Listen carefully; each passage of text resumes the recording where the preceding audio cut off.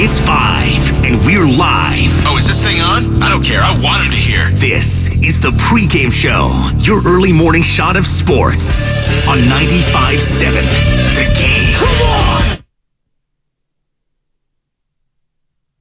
Good morning. Welcome into the Pregame Show here on 95.7 The Game. Marc, Grandi filling in for Joe Spadoni once again and for the rest of this week as our Jacked Up week continues, which is, of course, brought to you by Jack's Restaurant and Bar. If you weren't with us yesterday, well, you're in for a little bit of a surprise today because we've got all of our shows mixed up, jacked up. Again, brought to you by Jack's Restaurant and Bar.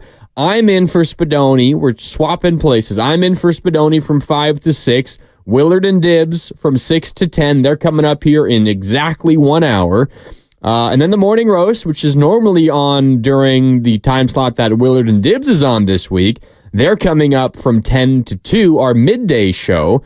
That spot is generally held by Steiny and Guru, and Steiny and Guru wrap things up today and every day this week from 2 to 6. It is our Jacked Up week, again brought to you by Jack's Restaurant and Bar, and it was a lot of fun yesterday, and I'm sure it's going to continue today here on 95.7 The Game. And I did want to let you guys know as well that you're going to want to be listening today but really all week. Because we're going to tell you how you can win an autographed Klay Thompson jersey. That's coming up later on this week, and we're going to give you all the details that you need to know, so make sure you're locked in.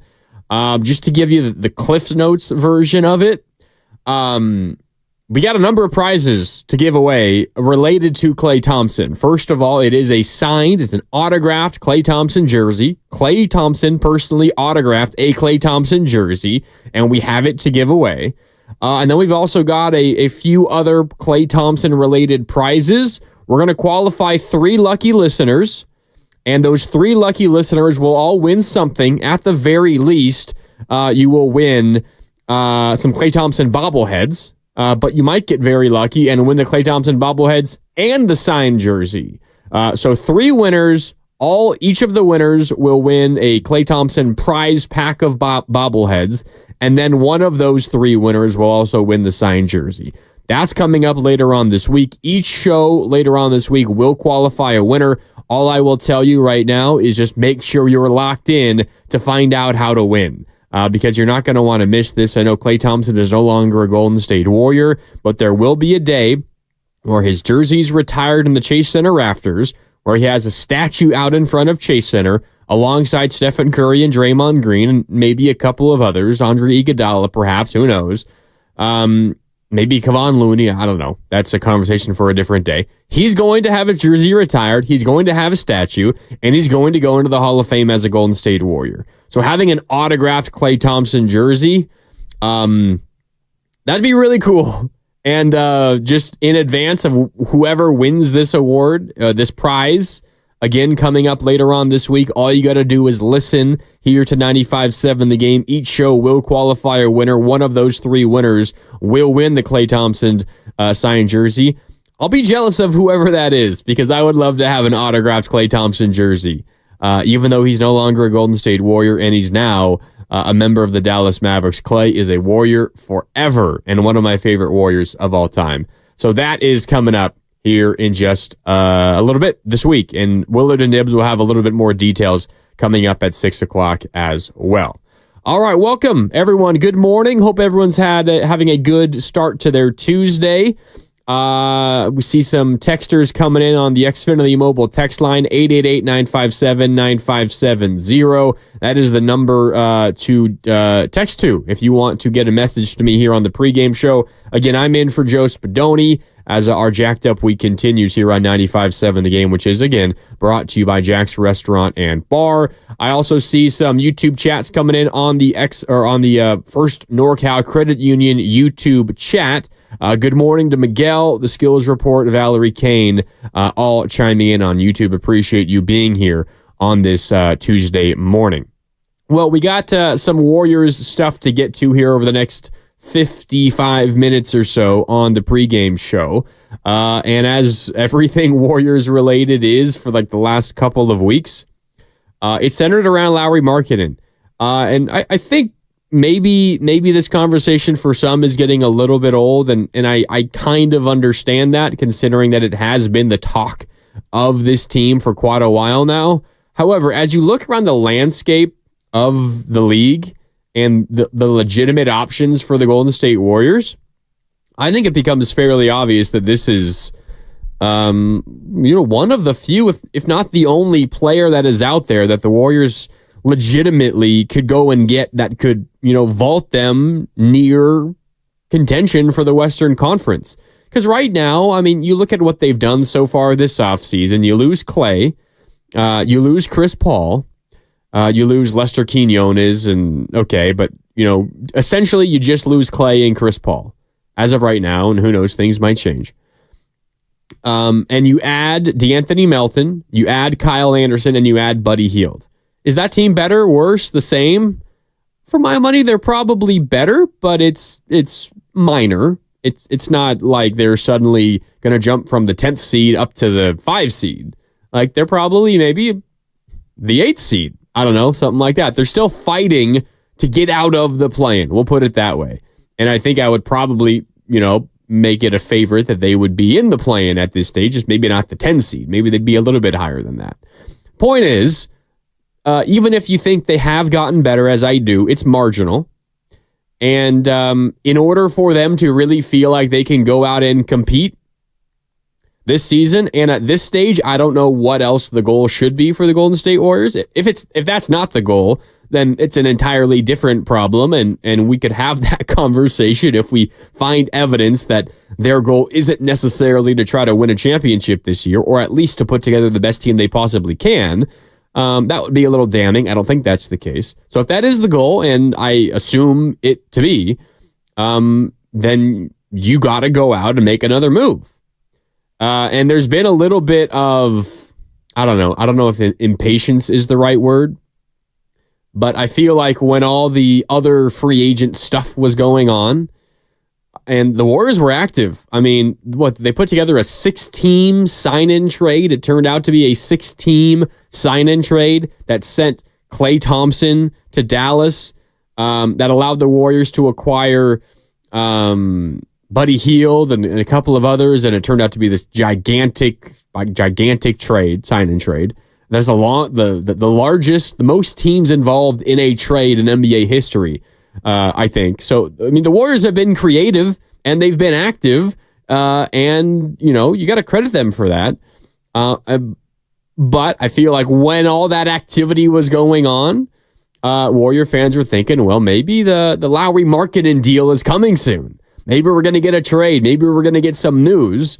And the reality is the Jazz are in absolutely no rush right now. Because the Jazz have the entire offseason to continue to consider what they want to do with Lowry Markkanen, and they don't have the ability to sign him until you get closer to the season beginning. I guess it's about a month from now, a little less than a month from now. What, August 5th or August 6th is the day? It's exactly 6 months before the trade deadline. And rules of the NBA, if you sign a player, you can't trade him until 6 months after you sign him. So if the Utah Jazz signed Lowry Markkanen to a contract extension, the day that he becomes eligible, they are then able to trade him on the day of the NBA trade deadline. So that's a date to keep in mind. But that's a little less than a month away from now. And until that moment, the Jazz can just kind of play it by ear and say, you know what? They could publicly tell teams, and I think they have been saying this, and it's all the reporting that you've heard. The Jazz don't want to trade Lowry Markkanen. And maybe they do, maybe they don't, but that's what they're saying publicly, and they hope a team gets desperate and offers everything that they've been asking for, and then the Jazz get the deal. And they shake hands, they get a haul for Lowry Markkanen, and they move along with their rebuild. But if the Jazz don't get that grandfather offer, then they're probably just going to re-sign him. And, I think for their sake, you'd want to re-sign him on that first day he becomes eligible, so you are then able to trade him at the trade deadline if possible.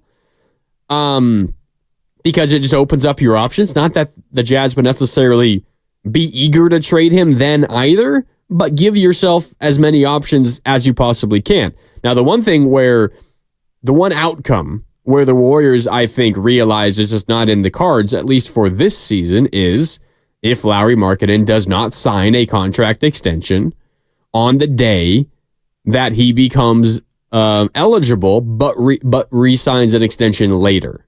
Because if the day passes where he can sign an extension, he doesn't sign it, then he can be traded at any moment. But if he later then signs that contract extension, he can't be traded, and he can't be traded for the whole season, because then 6 months after the day he signs, we're already past the trade deadline. So there is this little bit of a window here where the Warriors are just kind of hoping that things fall in their favor, and maybe the way they fall in their favor is just by the Golden State Warriors finally putting together an offer that the Utah Jazz want and would be willing to pull the trigger on. But the Jazz aren't in a huge rush. They hold the cards here. They have the player, and I think they are enjoying that situation. They are enjoying being the team that holds the cards in this situation, and it's something that Danny Ainge is very good at and very used to. I mean, you go back to the famous trade he made when he was leading the Boston Celtics, when he swindled the Nets, when he traded, well, it was Paul George. It was Paul Pierce and Kevin Garnett. And I think there was another, Jason Terry or something was in that trade, to the Brooklyn Nets. And the Brooklyn Nets gave up so many picks, and those picks became Jason Tatum and Jaylen Brown, and helped the Celtics win a championship this past year. So Danny Ainge knows what he's doing, and I think he's holding out for an offer like that. What's interesting is we all compare, and I just did it, I'm guilty of it too, we all compare that Danny Ainge trade to this situation. Lauri Markkanen is 27 years old. He is a much better basketball player right now and has a number of better years ahead of him than Paul Pierce and Kevin Garnett did when Danny Ainge and the Celtics traded them to the Nets. Like, let's not kid ourselves. If the Warriors were to give up a haul, and even if it doesn't result in a championship, but you get like 4 or 5 quality years of Lauri Markkanen, probably 5 or 6, because you have this season and then you have the extension. So at least 5 years, you would imagine, but maybe more. And that would be like age 27 through age 32 or 33, like the prime of Lauri Markkanen. That would be a better trade, even if you look back on it and say that the Jazz won that deal because it didn't result in a championship for the Warriors and you couldn't get Steph number 5. That would be a better deal, almost by default, than what the Nets did with Danny Ainge and Paul Pierce and Kevin Garnett. Because Paul Pierce and Kevin Garnett, everyone knew it. They were on their last legs. For the Celtics, it was saying goodbye to specifically a franchise legend in Paul Pierce, who had been there forever, and then Kevin Garnett, who also came over with Ray Allen and helped them win a championship for the first time in a while. Like, that was difficult emotionally to do. It's not difficult emotionally for Utah to say goodbye to Lauri Markkanen, and if you're the Golden State Warriors, you're getting back a younger, better player than the Nets did in that situation. So I get that we all are talking about, oh, beware of Danny Ainge, he's going to swindle you. It's easier to swindle a team when the players going back to that team you're swindling are aging stars who aren't very good anymore. Lauri Markkanen is not an aging star who's not very good anymore. He's an all-star just 2 years ago, and yeah, injuries cut short his season last year, but he's still a really, really good basketball player, and he immediately would become the Golden State Warriors' second best player. Immediately. And again, to go back to how we started off the show, if the Warriors are in the business of trying to be the best basketball team they possibly can, and I don't know why you wouldn't be in that business, Lauri Markkanen is one of the only options they have. And, you know, at a certain point, maybe the Warriors get desperate and they look at other options. Not saying they ever would, but, I mean, Zach LaVine is just hanging there and will continue to hang there because no one wants that contract. And I'm not advocating for the Warriors to go and do that. But maybe at some point you read the writing on the wall and you can't go get Markkanen. And you're like, all right, well, what are our other options? Brandon Ingram. Does that really move the needle? Does he fit with this team? I don't know. And there's been rumored, I don't want to say, butting of heads between Steve Kerr and Brandon Ingram, but Brandon Ingram playing on Team USA and FIBA stuff in the past and didn't quite work out with Steve Kerr, and it wasn't quite a fit there. And there are thoughts that he wouldn't really fit with the Warriors either. Okay, so maybe you don't want Brandon Ingram. You don't want Zach LaVine for obvious reasons. DeMar DeRozan, who was a name that I had heard mentioned for the Warriors a number of times. Well, he's now a Sacramento King. Like, it's kind of slim pickings. And then you get to Lauri Markkanen, and he's legitimately the dream fit, at least offensively. You know, he's not a lockdown defender, and he's not like going to guard Nikola Jokic and do a good job at that. And that's going to be an issue for the Warriors this season, no doubt, as it was this past year. But offensively, I think he is the dream fit given the Warriors roster construction right now. They lack size. And again, Markkanen isn't like the typical 7-footer who's going to get 12 rebounds a game and is going to block 2 shots and is going to protect the rim and is going to be a great defensive foil to Draymond Green.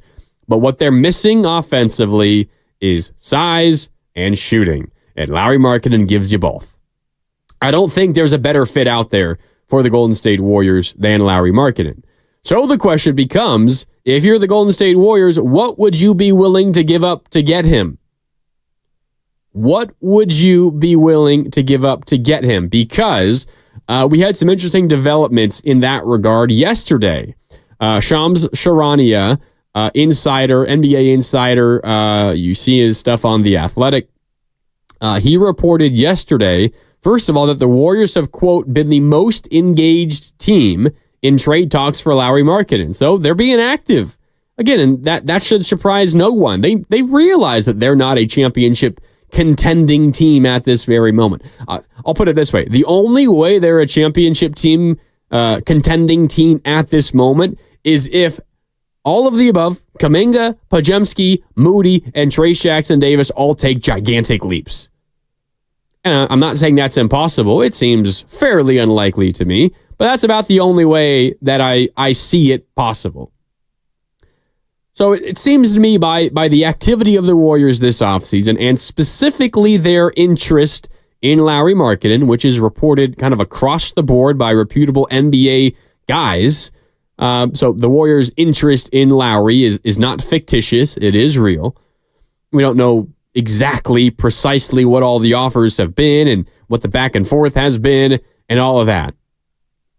But if the Golden State Warriors are this active in chasing him, what would they be willing to give up? And this is what The Athletic's Shams Charania reported yesterday. He says, quote, the two sides have discussed a proposal around Moses Moody, multiple first-round picks, multiple pick swaps, and multiple second-round picks. Utah's response, though, explains where things stand. The Jazz, however, have asked for the bulk of young talent and capital the Warriors possess, including Moody, Jonathan Kuminga, and Brandon Podziemski, along with picks, which has been a non-starter this far for Golden State. So the Warriors have said, here, have Moses Moody and like all of our draft capital. And the Jazz, Danny Ainge, in classic Danny Ainge fashion, essentially laughs and says to Mike Dunleavy and whoever else is on the phone with him, that's a good start. Why don't you give us all of that, maybe a pick or two fewer, but you add in Jonathan Kuminga and Brandon Podziemski.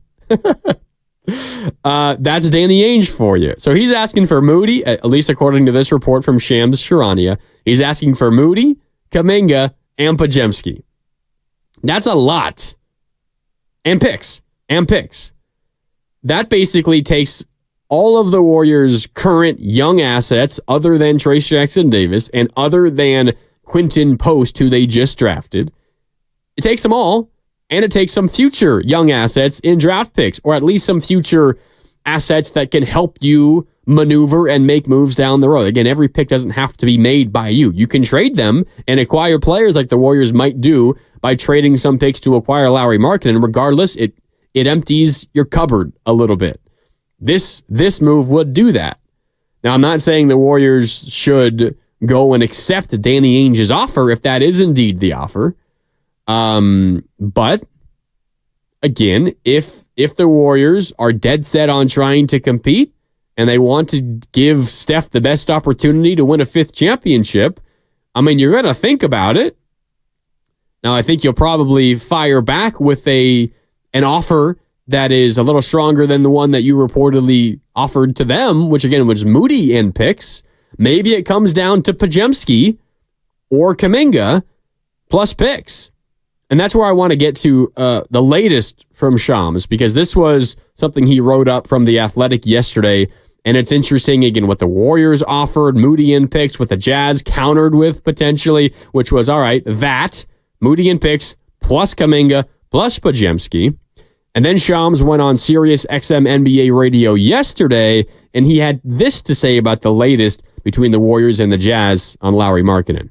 The Warriors and Jazz, they have continued conversations. It's just the Jazz are in a position right now, and they wouldn't be even thinking about moving Lauri Markkanen if this was a team that is trying, like Ryan knows, if you're trying to compete and win, that's a guy you compete and win with. This is a team that obviously is going down more of a rebuilding path, and if you're going to rebuild and you're trying to compete for not a playoff berth, but probably the number 1 overall pick, you have to consider. I don't think they want to move Lauri Markkanen, but if the Golden State Warriors put in a Brandon Podziemski and, from what I'm told, 3 first-round picks, 3-4 unprotected pick swaps, 3-4 second-round picks. Is that a name? Kuminga's a name, but I think the Jazz, from everything I've been told, the Jazz are more focused on Brandon Podziemski and his inclusion in the deal, all the picks being in the deal. And I think from the Warriors' perspective, it's Podziemski, but then there's not all the picks. And if it's all the picks, then there's not going to be a Podziemski. And so this could be a back and forth, but both sides are kind of entrenched right now at where they're at, saying nothing is going to change. So only time will tell, but I think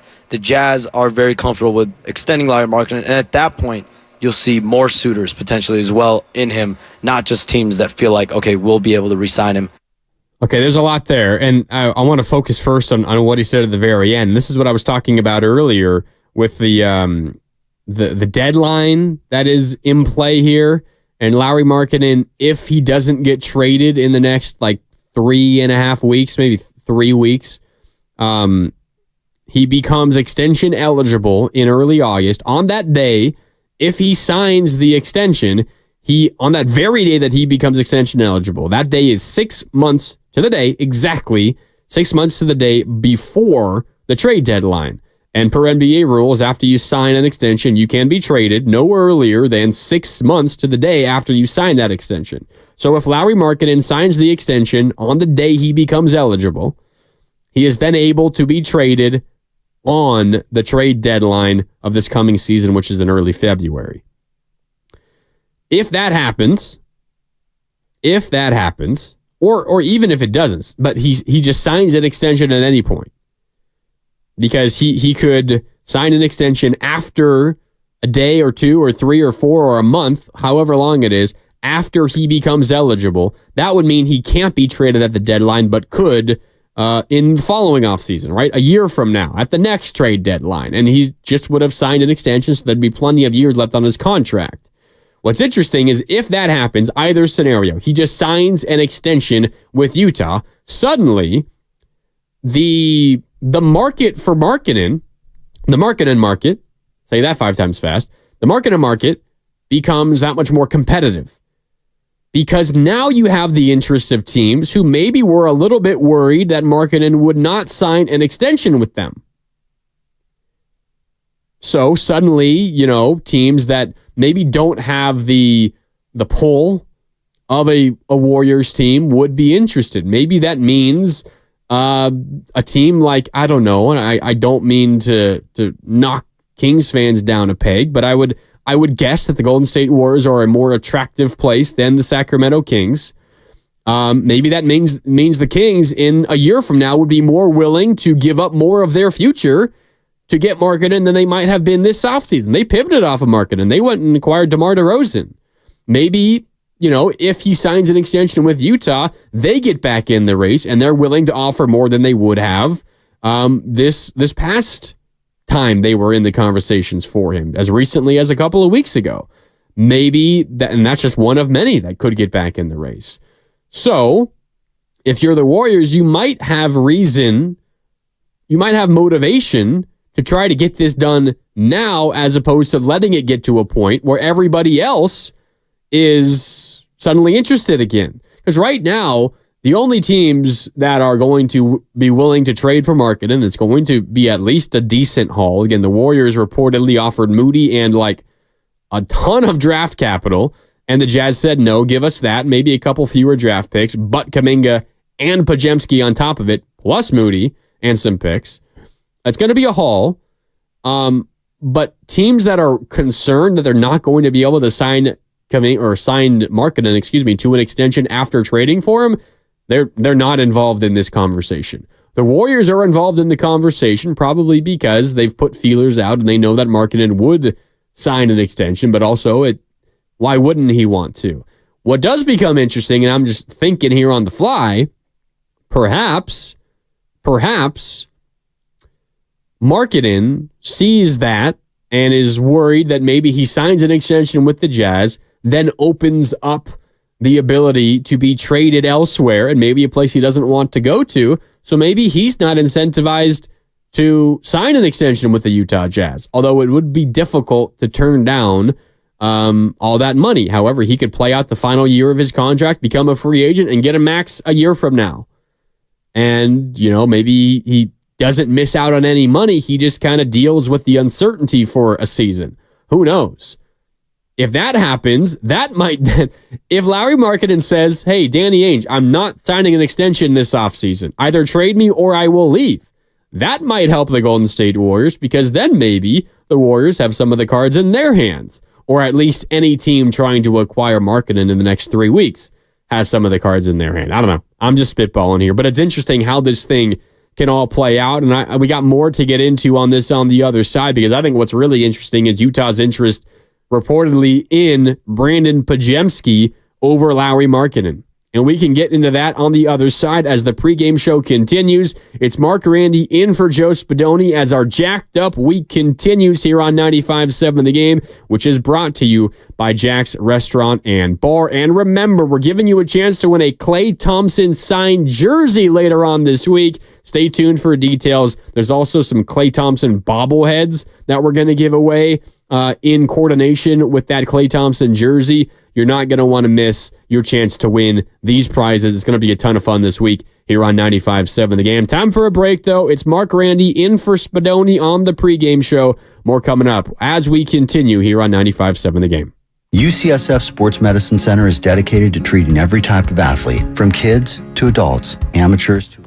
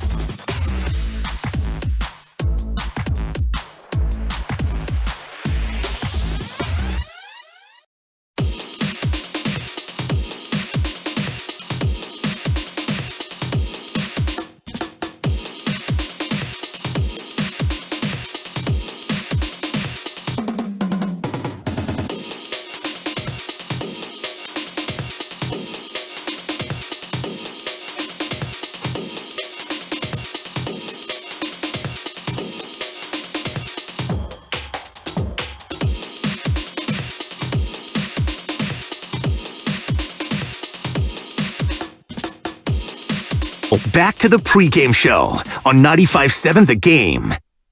Welcome back. Pregame show continues here on 95.7 The Game. It's Marc Grandi in for Joe Spadoni this week as our jacked up week continues here on 95.7 The Game, brought to you by Jack's Restaurant and Bar.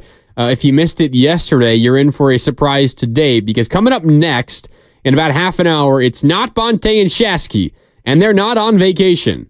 They are coming up today, just not next. Willard and Dibbs are next from 6 to 10, then Bonte and Shasky from 10 to 2, and then Steiny and Guru from 2 to 6. Steiny and Goo, an afternoon drive. That was fun yesterday. Bonte and Shasky enjoying a chance to sleep in a little bit. Willard and Dibbs coming up next again, and then Bonte and Shasky from 10 to 2, and then Steiny and Goo from 2 to 6. It was a lot of fun yesterday and looking forward to continuing it today and the rest of the week. And you might be wondering why? Just to have some fun. I mean, it's the All-Star break for Major League Baseball. There was the Home Run Derby yesterday. A Dodger won it, unfortunately. Teoscar Hernandez, a new Dodger, first year with the Dodgers. He just wins the All-Star Derby, or the Home Run Derby at the All-Star game in Texas, hosted by the Rangers and Bruce Bochy and company. What I found interesting, hard to believe, the first Dodger to ever win a Home Run Derby. How about that? Considering all the sluggers that they've had and all the just incredible players they've had. First Dodger to win the Home Run Derby, Teoscar Hernandez. We'll get back to the Warriors stuff coming up here in a little bit. One thing that I was thinking about last night or yesterday evening, watching the Home Run Derby, was it was obvious how much Vladimir Guerrero Jr. loves Teoscar Hernandez. Of course, they're fellow countrymen, and they were shared the team with Toronto for a number of years and had some individual success, not a ton of team success. And then last year, Teoscar Hernandez was a Mariner, and now Teoscar Hernandez is a Dodger. But Vladdy was wearing a custom-made Teoscar Hernandez jersey yesterday during the Home Run Derby, supporting his guy, even though they're not on the same team anymore. And it got me thinking, I wonder where in the world Vladimir Guerrero Jr. would want to play baseball right now, if he could choose. And obviously, we don't know what the future holds for Teoscar Hernandez, but it seems like they're best buds. And Vladdy might want to join up with his best bud on a good baseball team on, at a great place to live for some. And it just got me thinking, maybe the San Francisco Giants, and considering everything that they've done and failed to do in a number of years, signing and attracting big free agents, specifically offensive players, power hitters specifically, maybe you got to get a little bit creative. And instead of just going out and your first move is to go out and try to sign Aaron Judge. Try to sign Shohei Ohtani. Maybe in a couple of years, or in a year when Vladimir Guerrero Jr. is a free agent, you try to go and sign Vladimir Guerrero Jr. It hasn't worked. You didn't do it with Stanton. You didn't do it with Harper. You didn't do it with Judge. I guess you kind of did it with Correa, but obviously it ended up not happening. You didn't do it with Ohtani. You got to get creative, and why don't you go out and sign a player who's, a quality player at the major league level, but who happens to be best friends with one of the best young sluggers in the game. Go and sign him, bring him here, and then maybe that attracts the next star. And I was working through this in my head, and then I realized, well, if the Warriors were to end up, or the Giants were to end up doing that, we know how Teoscar Hernandez would play as a Giant, right? Like, Teoscar Hernandez absolutely was terrible with the Mariners last year. And the Mariners were a fine baseball team. Nothing special, kind of similar to the Giants of a year ago. Middle of the pack. They were in the playoff race for a while, but ultimately they fell short. They didn't have enough hitting, and yada, yada, yada. Teoscar Hernandez was a part of that. He was not very good as a Mariner last year. Now he goes to the Dodgers, and he started the season incredibly hot. One of the best hitters in the game through like a month and a half. Cooled down a little bit, but still has had an awesome first half of the season. Wins the Home Run Derby, And now we're thinking about, oh my God, how did all these teams miss on Teoscar Hernandez? It's not a surprise that he's hitting well as a Dodger when he's got the protection of Mookie Betts and Shohei Ohtani and Freddie Freeman. If I am pitching to that Dodger lineup, I would also want to pitch to Teoscar Hernandez and not anybody else. Even Will Smith. I mean, it's just what happens when you are a Dodger. When you are a Dodger and you have a guy like Freddie Freeman and Mookie Betts and Shohei Ohtani and Will Smith around you in the lineup, you're going to see better pitches. You just are. So you're going to generally perform better. You're going to be a better player.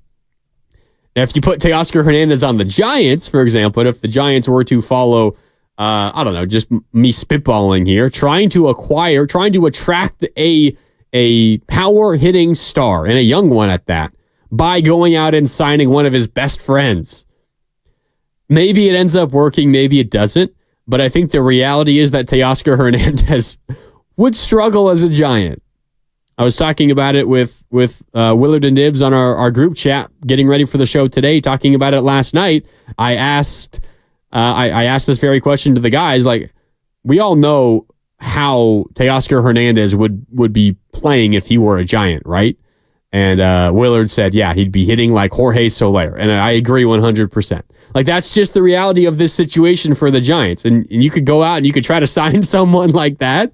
Hopefully that it leads to a move down the road that gets you a young power-hitting phenom. But you're going to have to deal with that hitter maybe not playing very well because your lineup isn't very good. And suddenly he becomes the best power hitter on your team, and no one's going to throw him a fat pitch. Meanwhile, when he's a member of the Dodgers, you're going to get everything that you could possibly dream of in terms of fat pitches to hit. So I don't know. Just a thought I had watching the home run derby yesterday when we got the All-Star game coming up today. We'll be keeping an eye, of course, on Logan Webb and Elliot Ramos, the two Giants represented there. Should be a lot of fun as the Midsummer Classic gets underway from Arlington, Texas today. We'll be looking forward to breaking that down tomorrow here on the pregame show and the rest of the day on 95.7 The Game.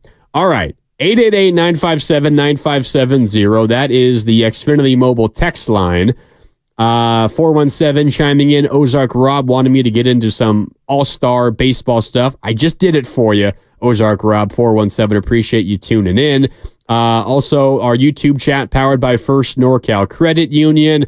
Clickbait tuning in and chiming in. Go sign the best DH available, Brent Rooker. Yeah, Brent Rooker of the A's is having himself an awesome season. He would look good as a Giant, that's for sure. He's got power. He's got pop. Now we'll see how that would translate. We might not see. We would see how that would translate to Oracle Park if that were to happen. But no doubt, the A's have some pop in their offense, which is wild. I mean, they have like the three highest scoring outputs in a game this season. The Oakland Athletics themselves, they do own that. All right, let's get back to the Golden State Warriors. And you can chime in on this 888-957-9570 as the pregame show continues. It's Marc Grandi in for Joe Spadoni this week as our jacked up week continues on 95.7 The Game. Coming up next is Willard and Dibs in for, not replacing, but they are in the slot of the Morning Rose. Bonte and Shasky from 6 to 10 all week. Then Bonte and Shasky got you covered from 10 to 2, and Steiny and Goo close things out from 2 to 6. It's our jacked up week brought to you by Jack's Restaurant and Bar here on 95.7 The Game.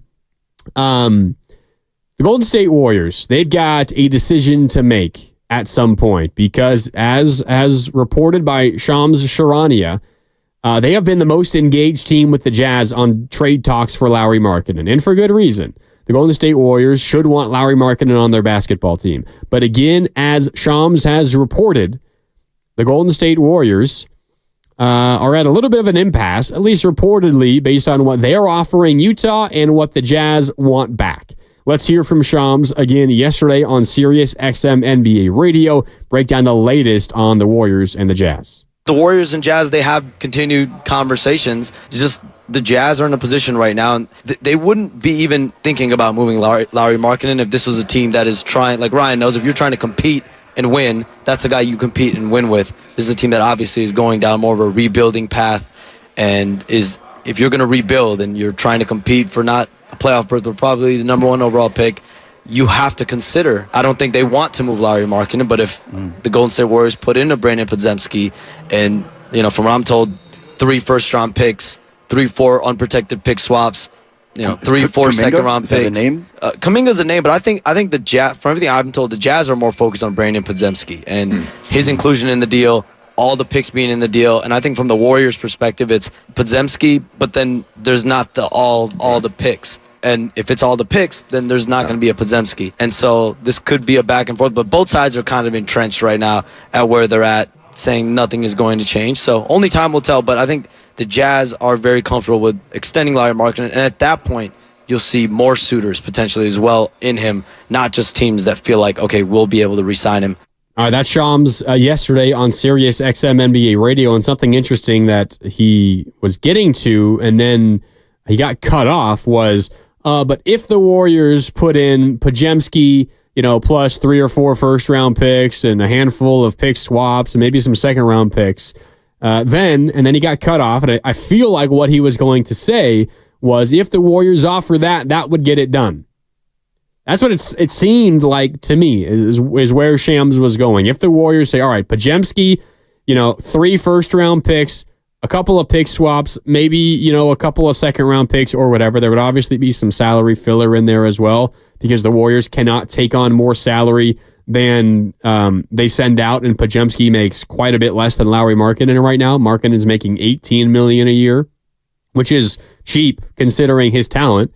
And that's going to obviously tick up in a major way next season because he's going to sign an extension, whether it happens soon or it doesn't happen. He will sign a major contract, the next contract that he signs. So the Warriors need to give up a little bit more cash than just Podziemski. So there would be some filler in there. It might be GP2, it might be Looney, it might be Wiggins is a little too much unless that means something else is coming back from Utah. But you know what I mean. That the trade cannot just be Podziemski and picks for Markkanen. There has to be more involved. But it seemed like what Shams was saying before he got interrupted when the host came in and said, "Is Kuminga? Is Kuminga the name?"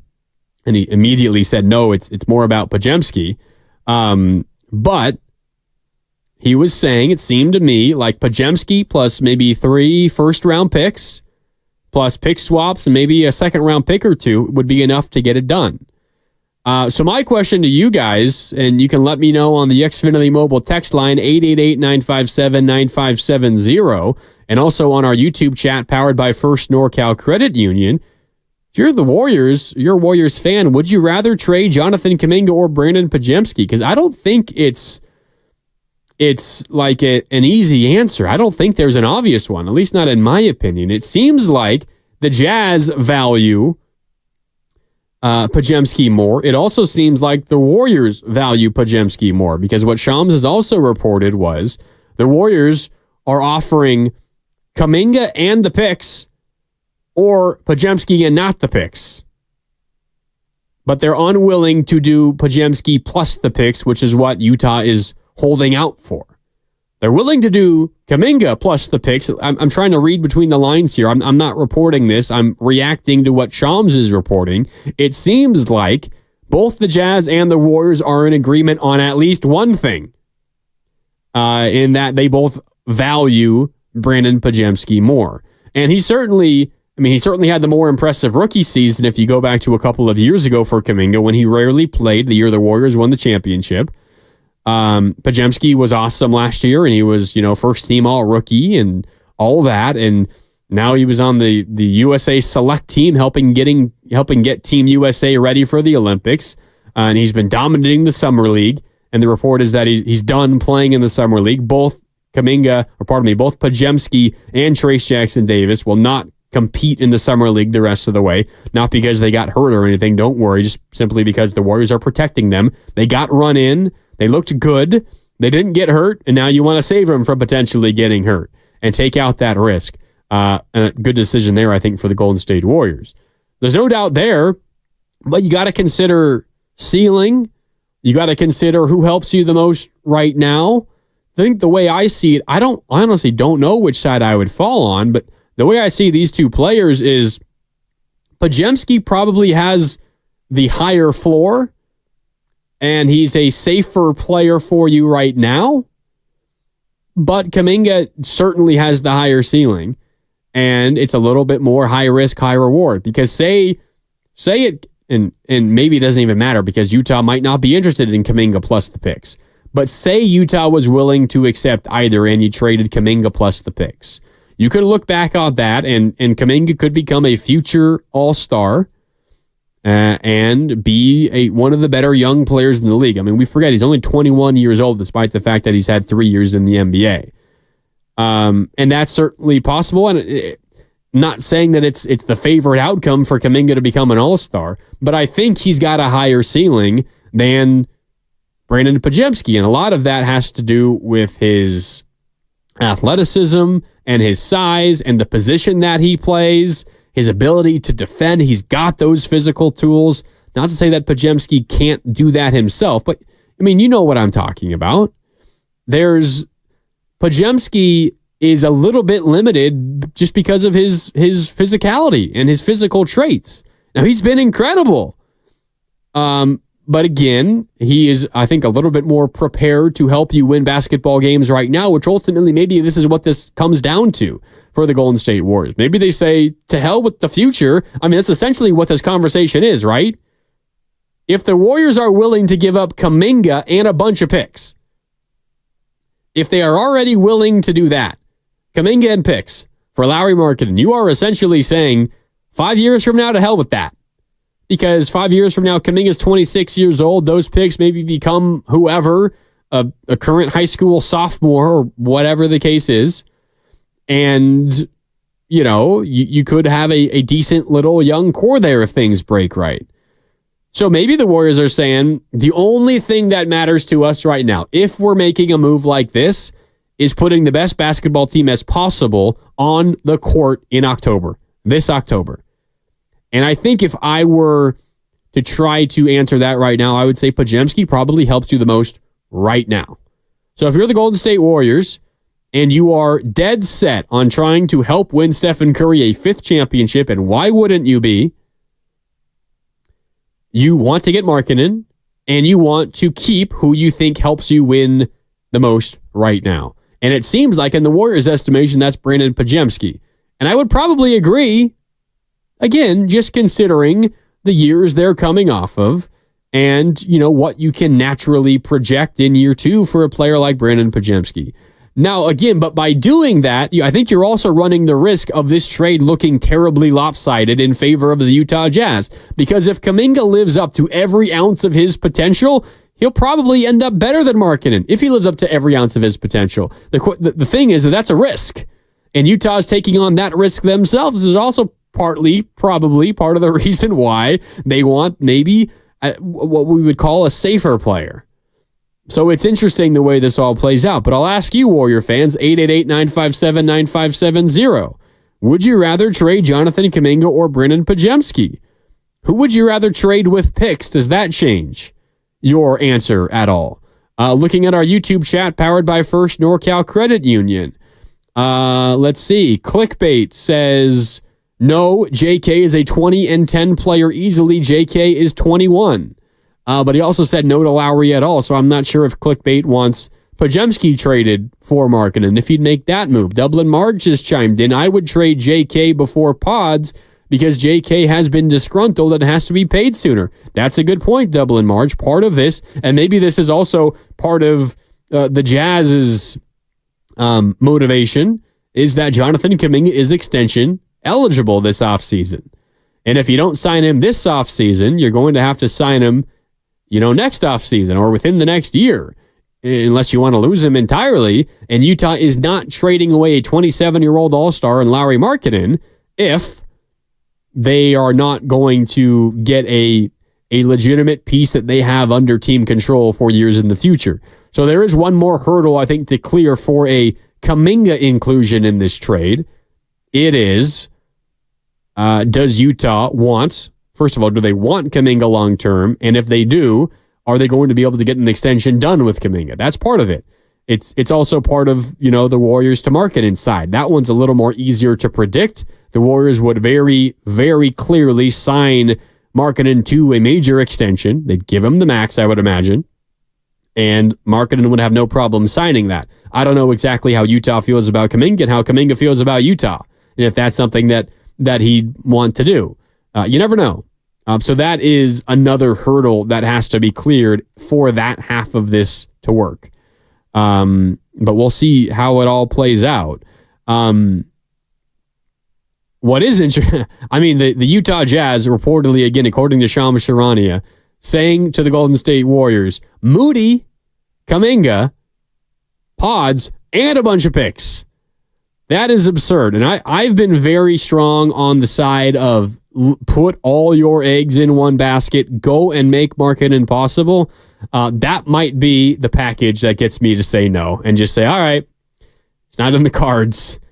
Let's try our best. Check back in near the trade deadline if it's available. See what else you have. Keep some of your options open. Keep your youth for now, and maybe you make a move later. You never know. But Moody, Kuminga, Podziemski, and picks for Markkanen, I think that's enough for me to say no. And maybe that's just as simple as Utah's first offer, their first offer, and never accept someone's first offer. But that is a ton. But you get to Podziemski and picks, Kuminga plus picks, one of those options, then you're speaking my language. And I think if I'm the Warriors, maybe I'm a little more hesitant to pull the trigger on the Podziemski side of it because he is under team control for longer, and maybe you feel a little bit better about his floor, and maybe he's a little bit more predictable of a player. Like you have a better idea of what you're going to get out of him, but maybe he's a little bit limited upside-wise. Maybe you'd be a little more hesitant to pull the trigger there because of all that. But I think ultimately I would do it if it means that Lauri Markkanen is a Golden State Warriors for the future. I think we do have, a number of sources now, a number of reporters, and this is Tim McMahon of ESPN, who was on the Low Post last week, who said this about a certain player the Utah Jazz want back from the Golden State Warriors in a potential Markkanen trade. Educated speculation, I think Podziemski would have to be in the deal. Obviously, you're talking about a ton of picks. I don't know how much the Jazz would press on Kuminga. I do think, like, if Podziemski's not in the deal, there wouldn't be a deal. Okay, so you got Tim McMahon of ESPN, very plugged in. Shams Charania of The Athletic, also very plugged in. Both reporting that it seems like the Jazz are more interested in Podziemski than Jonathan Kuminga. Okay, I am willing to take those two guys at their words that they're onto something there. We'll see how it all plays out. But if the Golden State Warriors, if what holds up this trade is their desire to keep Brandon Podziemski, to not go out and get Markkanen, it is to keep Brandon Podziemski. Podziemski better be a hell of a player for the rest of his Warriors career, because I don't think I can overstate just how perfect of a fit Lauri Markkanen is. 27 years old, a 7-footer that shoots about 40% from deep. He is everything the Warriors need offensively. And you add him onto the Golden State Warriors, suddenly they become, I guess it depends exactly who goes to Utah in that deal, but they become, I don't know, a legit threat for the 4 seed in the Western Conference, and who knows what happens if you're the 4 seed. We just saw what the Dallas Mavericks did. They were not up there in terms of a seed, and they went all the way to the NBA Finals. I know they didn't win it, but you put Stephen Curry in a spot where he can avoid the play-in, maybe get around at home, you get a little luck, and the Timberwolves upset the Nuggets in the Western Conference semis, then you never know what happens from there. If I'm the Warriors, I pull the trigger as long as it's not Moody and Kuminga and Podziemski and picks. If it's one young player and picks, I'm getting it done.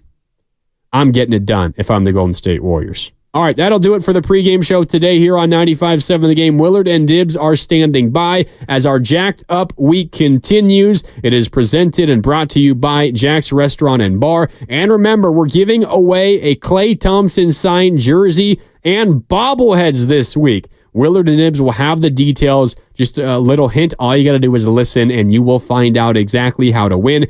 Each show will qualify one winner from each show, so 3 total winners. Each winner will receive some Klay bobbleheads, And then one of those 3 winners will also receive the Klay Thompson autographed jersey. That is coming up throughout the week. Willard and Dibs on the way next. The morning roast from 10 to 2 with Bonte and Shasky, and then Steiny and Goo from 2 to 6. Thanks for listening to the pregame show. My name is Marc Grandi. Willard and Dibs coming up next.